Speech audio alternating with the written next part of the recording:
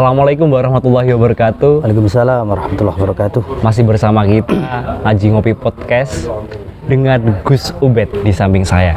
Nah, kita akan membahas terkait bagaimana cara mendidik anak yang baik dan benar. Nah, ini sangat menarik ini, Gus. Kalau biasanya anak dengan orang tua atau orang tua dengan anak, kita akan bahas terkait orang tua kepada anak. Itu bagaimana secara pola pendidikan di dalam rumah tangga terhadap anak, orang tua terhadap anak itu tadi, itu ada nggak sisi kewajibannya seorang orang tua kepada anak? Baik, terima kasih Mas. Bismillahirrahmanirrahim. Ini tadi pembahasannya adalah mendidik anak ya. Iya, mendidik anak. Tentunya ya mengikuti Rasulullah SAW. Kanjeng Nabi pernah dawuh yang diriwayatkan oleh At-Tirmidzi. Qala Nabiyyu alaihi salatu wassalam, ma nahala walidun waladahu afdhala min adabin hasanin. Nabi Muhammad pernah bersabda, tidak ada hadiah, istilahnya pemberian seorang ayah, walidun, orang tua, kepada anaknya yang lebih baik atau lebih utama daripada pendidikan tata krama, sopan santun, akhlak, istilahnya begitu, yang baik.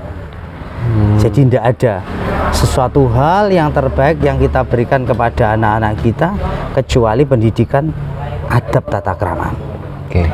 Nah, ini hak orang tua kepada anak.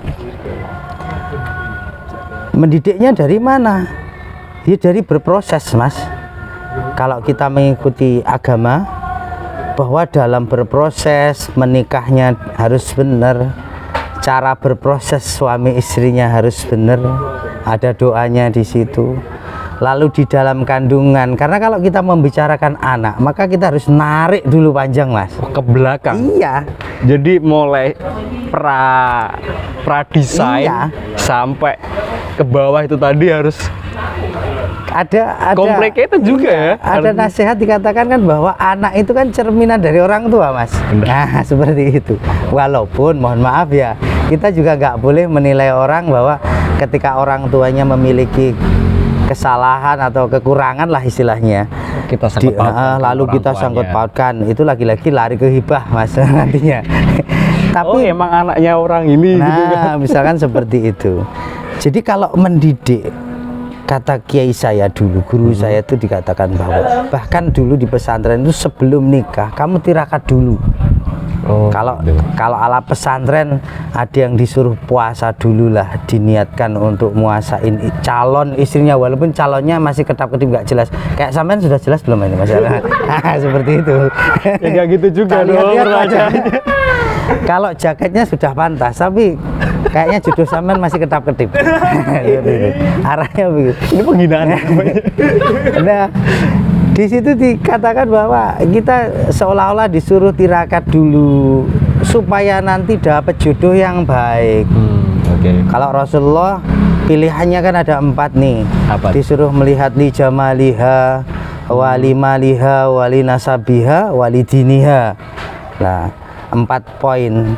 Cuma zaman sekarang tuh yang dilihat kebanyakan jamalnya dulu, wali jamalnya, wajahnya, kecantikannya, fisik. Ya, cowok nggak pandang fisik, kadang-kadang ada kata-kata. Nah, orang kebanyakan nih pemahamannya begini, wah aku kurang ganteng, cari yang cantik, memperbaiki keturunan. Kenaranya begini.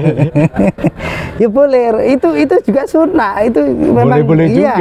Jauhnya Kanjeng Nabi. Jadi melihat fisik itu baik gitu. Oh, ini cantik, ini cakep. Karena ada 4 hal yang harus kita perhatikan. 4 poinnya, cantiknya, hartanya, nasabnya, agamanya. Dan yang terbaik, yang lebih afdol, agamanya. Kalau kata penyair cinta mengatakan, cantik itu hanya berdasarkan umur, Mas. Kan begitu. Tanpa perawatan dan skincare, maksudnya. Kan gitu. Nanti akan habis di situ. Harta juga bisa salah, habis. Nasab kita juga belum tentu akan ditakdirkan. Mungkin kita doa mudah-mudahan dapat nasab yang baik. Amin. Tapi kalau perempuan poinnya agamanya baik, insya Allah akan membawa keturunan yang baik. Amin. Nah dari situ prosesnya begitu dulu. Oke. Setelah itu menikah mas, bukan tidak menikah dulu baru punya anak kan begitu kan? Jangan dibalik kalau itu. Jangan dibalik. Jangan menikah apa? Mempunyai anak dulu baru Memproses menikah. dulu baru menikah. Ini nanti juga Ribet akhirnya juga itu kan? iya berpengaruh kepada keturunan Nasab ini tadi tadi. ya? Iya. Ingat loh, kalau saya tidak memastikan sesuatu hal pemahaman, tetapi kenyataannya bahwa takdir Allah itu kadang-kadang berulang kayak gitu loh mas perjalanannya. Kita harus hati-hati di situ. Takutnya nanti anak keturunan kita akan seperti itu. Nah, didikannya di situ dulu. Makanya nanti ketika berproses ada doa, ketika istri hamil juga didoakan, diperbanyak dengarkan ayat Al-Quran, zikir, sholawatan, kan begitu. Jangan malah didengarkan hal-hal yang tidak bermanfaat, kan seperti itu. Nah, misalkan aneh-aneh kan seperti itu. Itu mendidik dalam agama Islam seperti itu. Dari situ, bukan lahir cenger baru dididik, enggak. Oh. Iya. Makanya banyak cerita atau ulama-ulama besar bahkan lahir tiba-tiba ada yang kisahnya ada hafal Quran, kan seperti itu. Kan seperti itu. Jadi waktu awalnya dulu sebelum punya anak itu sudah didesain, ditata dengan baik gitu kan. Nah, seperti itu. Akhirnya apa? Ketika nanti anak itu dilahirkan ke bumi oleh Allah Subhanahu wa taala, nanti sudah mengenal itu. Karena dia peka, punya indera juga di situ. Nah, setelah dia hidup di dunia lahir, nah berproses kan, berkembang dari mulai balita, batita kan sebutannya begitu kan. Setelah itu mulai ada sekolah dan lain-lain. Poin yang paling penting didikan sesuai dengan didikannya Rasulullah, kita ngikut Kanjeng Nabi Muhammad SAW yang diperintahkan oleh Allah Subhanahu wa taala. Kita kenalkan tauhid, pengenalan kepada Tuhan Allah. Terus poin penting lagi adalah adab atau tata krama. Karena di zaman saat ini banyak mas anak-anak nih sekarang, kita nggak menilai anak siapapun loh ya, karena kita bukan jaminan, saya juga belum jaminan. Tata krama itu kebanyakan saat ini itu banyak anak jarang dikenalkan dengan agama, nggak ngaji, nggak dididik dari orang tuanya yang setiap hari. Lah wong tuane setiap hari misuan, anaknya ojo kaget. Lah akhirnya nah seperti itu. Misalkan berkata kotor, orang tuanya kok nggak mau ibadah, yo anaknya kan ngikut akhirnya. Ibadah juga. Karena dia kan lebih, anak kecil itu lebih dengar visual kan begitu. Makanya kenapa anak kecil itu ketika mendengarkan sesuatu gampang nangkep dan gampang hafal. Yang kedua, dia akan mengikuti apa tindak tanduk yang dilakukan oleh orang tuanya. Dia akan ikuti. Oh, artinya seorang anak itu memfotokopi kebiasaan dari orang tuanya. Iya, makanya dari kecil diberi pemahaman bahwa dengan orang tua, kalau di Jawa nih ya, kalau di Jawa khususnya sama orang tua lebih tua disuruh sungkem, nyium tangan, ini didikan. Di hadapan orang tua nggak boleh apa istilahnya petakilan dan lain-lain, ini didikan, tata krama. Nah, dimulai dari circle keluarganya, karena yang dilihat setiap hari adalah bapak dan ibunya. Nggak usah jauh-jauh dulu. Kita nggak harus mengharuskan orang tua pandai loh ya, enggak. Karena mungkin orang tua kita zaman dulu untuk sekolah tinggi belum ada biaya, mungkin orang tuanya nggak bisa. Atau misalkan ngaji, mondokkan atau apa sampai selesai mungkin belum ada biaya. Tapi saat ini kita kan bisa toh, banyak guru, banyak ustadz dan yang lain-lain, dan kita bisalah lewat YouTube dan lain-lain atau media handphone lah di situ. Kita belajar, kita melihat, walaupun kita tetap harus bertanya kepada orang yang ahli dalam artian. Tapi keseharian saja kan kita bisa ngajarin toh bahwa ini baik dan tidak kepada anak. Nah, kalau makan itu duduk, kalau minum itu duduk. Nabi Muhammad itu kalau minum duduk, nggak berdiri. Akhirnya anak ikut. Sama orang tua sungkem, baik. Ini nenek, ini kakek, ini temannya bapak, ini temannya ibu, dia sungkem. Nah dari situ akhirnya kebiasaan. Kalau itu sudah tertanam adab dan akhlak yang baik sampai besar, dia akan menjadi anak yang baik juga. Oh iya. Walaupun nanti circle-nya macam-macam, dia masih bekas mas. Dulu bapakku nggak boleh seperti ini. Dulu bapakku enggak boleh. Ya, kita enggak menutup kemungkinan bisa jadi ada kehilafan di tengah jalan ketika dia berkembang. Tapi didikan dari kecil itu kan kayak kita bangun pondasi bangunan, Mas. Ibaratnya begitu. Ketika sampean mau bikin bangunan 2 tingkat atau 3 tingkat, tapi pondasi sampean cor-corane gak kuat, ibaratnya roboh besinya juga. kurang, lalu sampean tingkat ya roboh. Tapi kalau pondasinya sudah kuat, insya Allah, walaupun ibaratnya nih ya ada yang harus direnovasi nih di lantai 2, kamar harus dirubah, tapi aja mau diapain tetap kuat. Bener. Nanti besar dia tetap ingat itu. Makanya tadi dikatakan oleh Rasulullah, hadiah terbaik, kebaikan terbaik dari orang tua kepada anaknya adalah adab yang baik. Oh, artinya kalau saya garis bawahi ini Gus ya, Iya. kita membahas anak itu prosesnya bukan hanya setelah kita punya anak, Ya, melainkan sebelum menikah. ya, Terus bahasa enaknya apa ya Gus ya? Proses proses. Ya sekarang logika gini, Mas.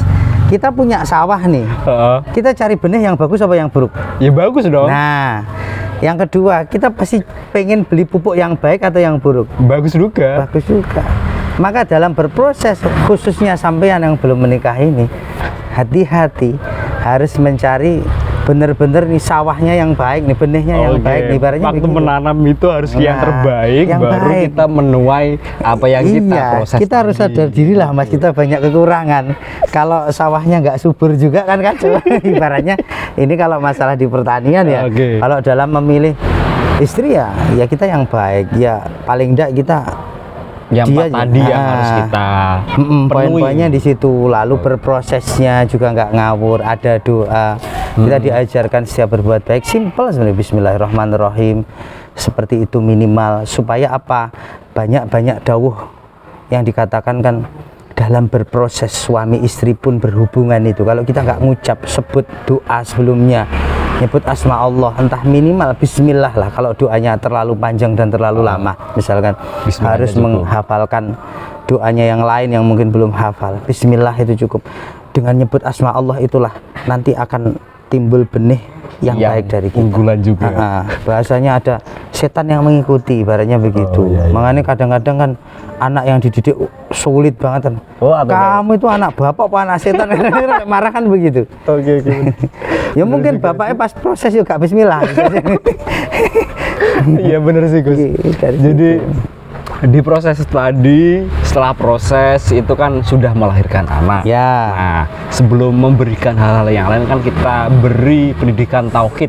Tauhid, Nah, pengenalan setelah terhadap tauhid, Allah. Yang selanjutnya setelah anak mulai bisa menerima itu, menerima informasi, itu Ya. yang kita berikan contoh-contoh tata krama Ya. kehidupan sehari-hari.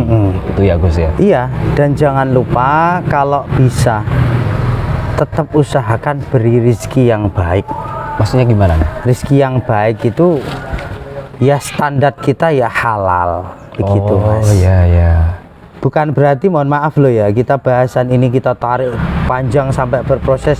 Bagi mungkin kita yang mungkin ada ya di antara teman kita yang mungkin punya istri yang belum sholihah, atau mungkin prosesnya dulu nggak, lupa doa dan Oke. lain-lain, nggak ada Kecelakaan gitu. atau hal yang lain, bukan berarti harus berputus asa loh, enggak loh. Wala iya, tayasu min rauhillah, kan tetap kita tidak boleh putus asa, karena memang setiap hamba ini tetap ada kesempatan untuk menjadi baik. Setiap anak nih tetap ada kesempatan menjadi baik dan soleh, Oke.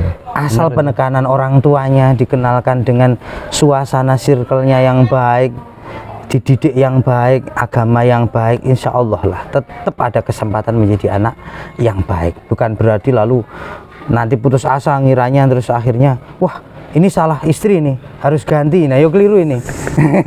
Harus lalu ngomong, wah Gusnya ngomongnya ini, aku ganti bojo. Ya enggak gitu juga. Gak gitu juga Nggak konsepnya. gitu juga konsepnya. Yang penting kan kita harus berusaha terlebih dahulu. Iya.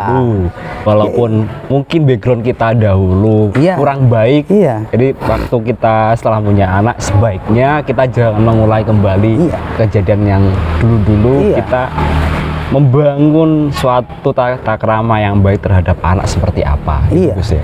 Udahlah, intinya tuh orang tua seburuk apapun, mohon maaf, sekurang apapun, ndak pinter lah, bodoh lah, atau apalah misalkan lah ya, saya membahasakan begitu, atau mungkin kurang pemahaman agama dan lain, semua orang tua pasti menginginkan anaknya menjadi baik dan menginginkan tata keramanya juga baik, akhlaknya juga baik. Itu sudah poin plus. Ketika anak ini dewasa, walaupun banyak kekurangan yang lain, dia berakhlak baik, maka di hadapan orang lain ini akan tetap mendapatkan nilai yang baik. Bukan berarti orang kadang menilainya begini, halah, buat apa saya bersikap baik kalau hati saya buruk. Loh, enggak. Manusia ini masalahnya adalah kita boleh loh, belum istilahnya belum sehati dengan hati kita, mungkin akhlaknya secara syariatnya begitu, tetapi kita memang diwajibkan untuk akhlak yang baik kepada siapapun walaupun hati kita mungkin masih ingkar. Bener. Iya, kecuali sudah tasawuf, sudah ma'rifat dan lain-lain, antara hati dan pikiran seimbang. Ya dari situlah kita belajar, dan mudah-mudahan anak keturunan kita semuanya menjadi anak yang manfaat barokah. Amin. Segera nikah, bro. Oke teman-teman, terima kasih sudah bersama kita di Ngaji Ngopi Podcast. Jangan kemana-mana, tetap di Ngaji Ngopi Podcast. Setelah ini kita akan pembahasan selanjutnya. Wassalamualaikum warahmatullahi wabarakatuh. Waalaikumsalam warahmatullahi wabarakatuh.